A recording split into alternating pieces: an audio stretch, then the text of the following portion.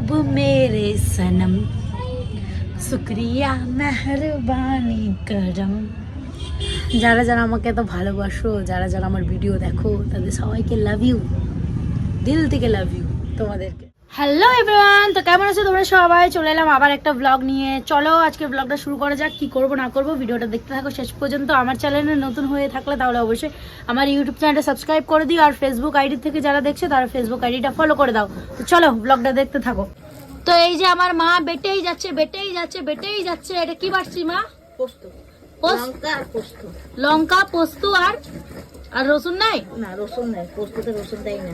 পোস্তুতে রসুন দেয় না, এটা বাট্টা খাবো তাই তো?